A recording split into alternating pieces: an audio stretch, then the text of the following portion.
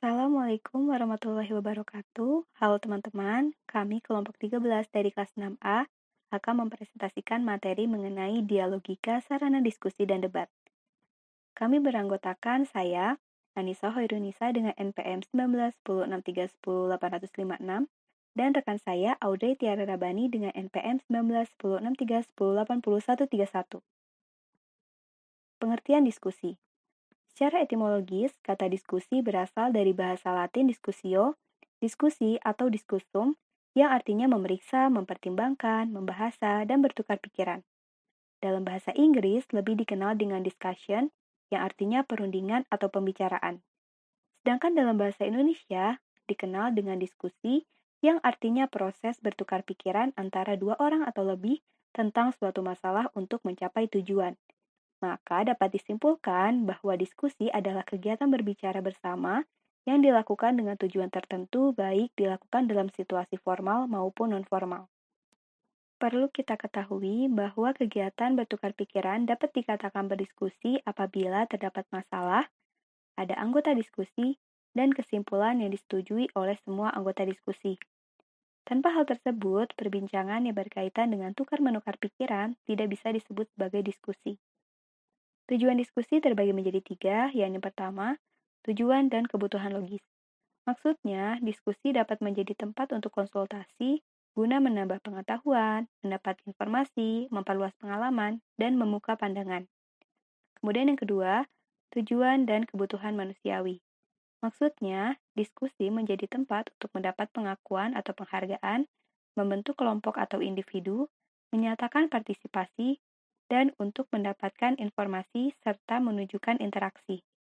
Kemudian yang ketiga, tujuan dan kebutuhan diskusi. Maksudnya, diskusi dapat menjadi tempat tukar-menukar informasi, tempat untuk mempertajam pengertian, tempat untuk konsultasi, tempat untuk memberikan motivasi, serta untuk mengembangkan kerjasama. Materi berikutnya yakni mengenai pengembangan teknik diskusi yang baik. Yang pertama ada persiapan, yang meliputi tujuan diskusi harus jelas. Kemudian, peserta diskusi harus memenuhi prasyarat tertentu yang jumlahnya disesuai dengan sifat diskusi itu sendiri.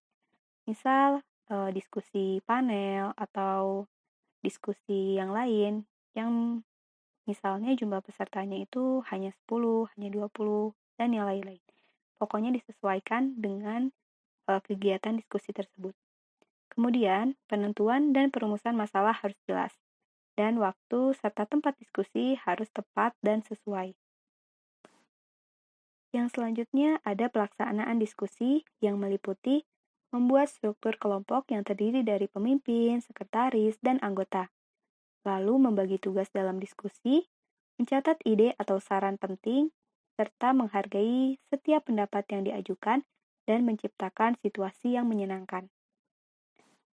Pengembangan teknik diskusi yang baik selanjutnya yakni adalah tindak lanjut, yang meliputi membuat hasil atau kesimpulan diskusi, membacakan kembali hasil diskusi untuk diadakan koreksi, kemudian membuat penilaian terhadap pelaksanaan diskusi untuk dijadikan bahan pertimbangan dan perbaikan pada diskusi yang akan datang.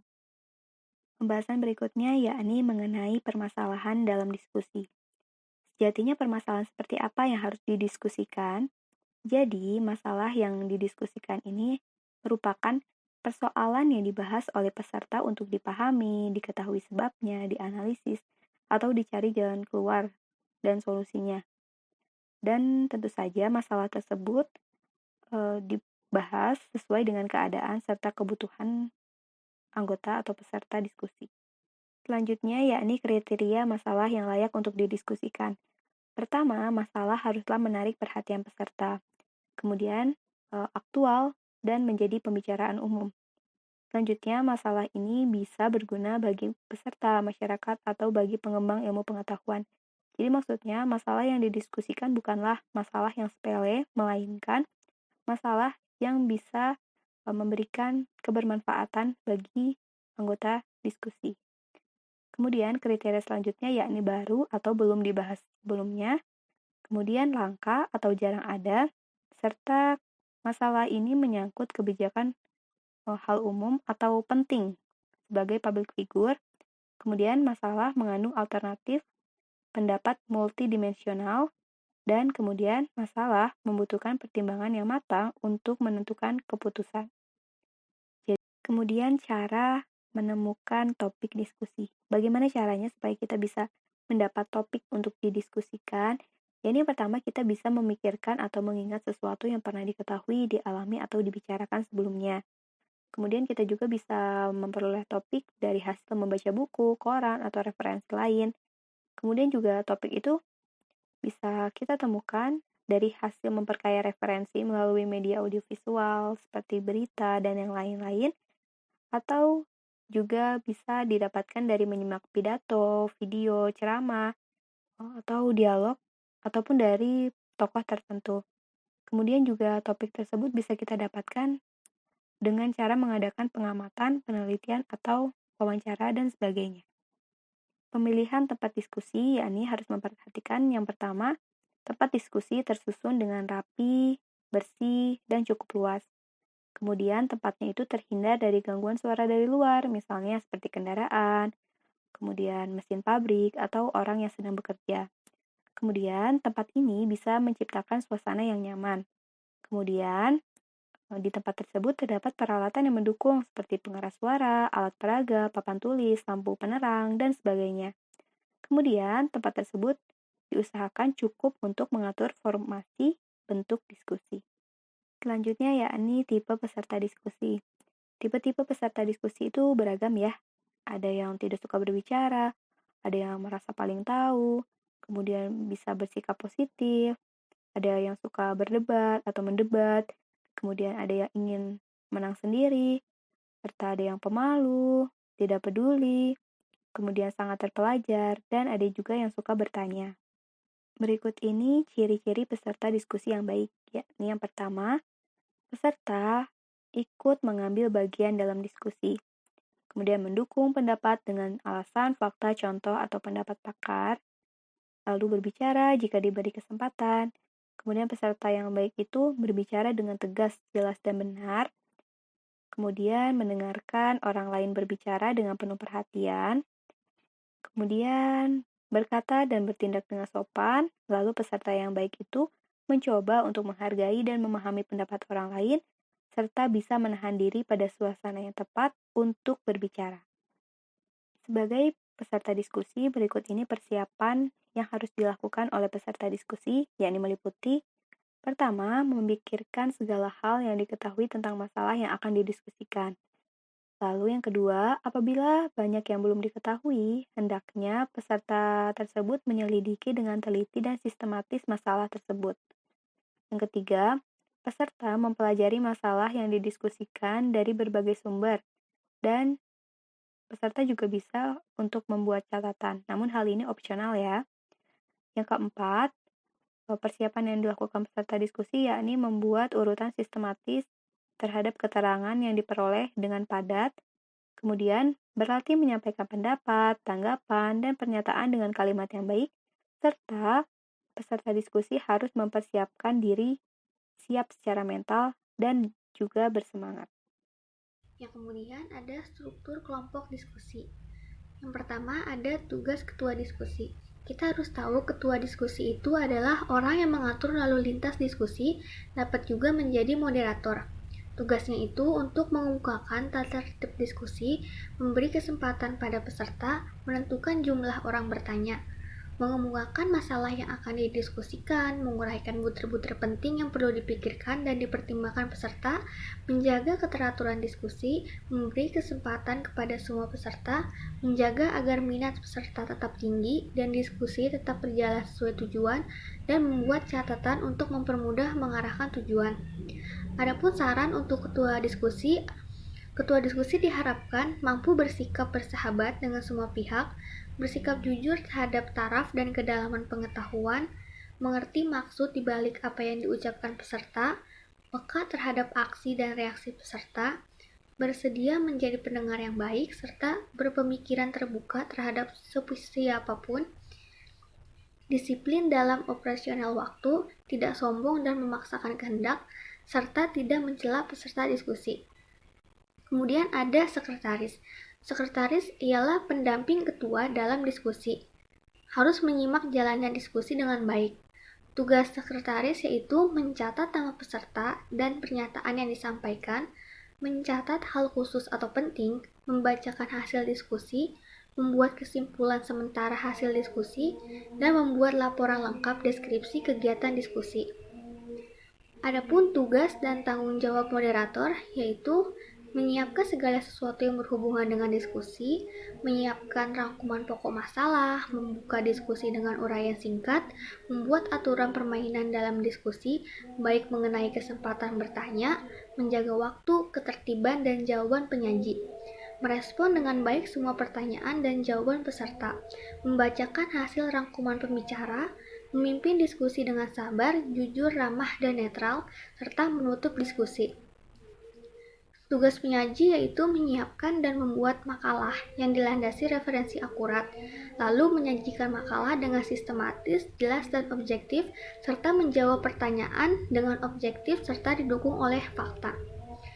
Adapun tugas peserta yaitu mempelajari masalah yang akan didiskusikan, mendengarkan dengan penuh perhatian, menghilangkan sikap emosional dan prasangka buruk, mengajukan pertanyaan dengan jelas, sopan, dan tepat sasaran, serta mengikuti kelancaran diskusi. Selanjutnya ada macam-macam diskusi. Yang pertama ada diskusi kelompok, yaitu pertemuan yang direncanakan untuk membahas topik dengan pemimpin. Diskusi sederhana dengan peserta 4-10 orang dan memberi peluang mengemukakan pendapat.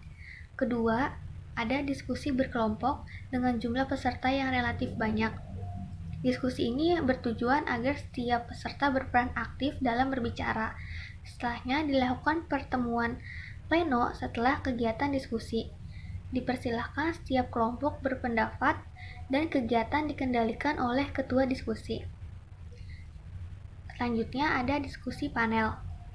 Diskusi panel ini melibatkan beberapa panelis yang mempunyai keahlian di bidang tertentu untuk mengemukakan pendapat suatu masalah untuk kepentingan pendengar. Diskusi ini dipandu oleh moderator dan disaksikan oleh audiens atau pendengar. Diskusi ini juga membagi waktu menjadi 2 untuk panelis dan tanya jawab audiens. Kegiatan diskusi panel meliputi pendahuluan, penyampaian gagasan, diskusi bebas, partisipasi pendengar, dan rangkuman.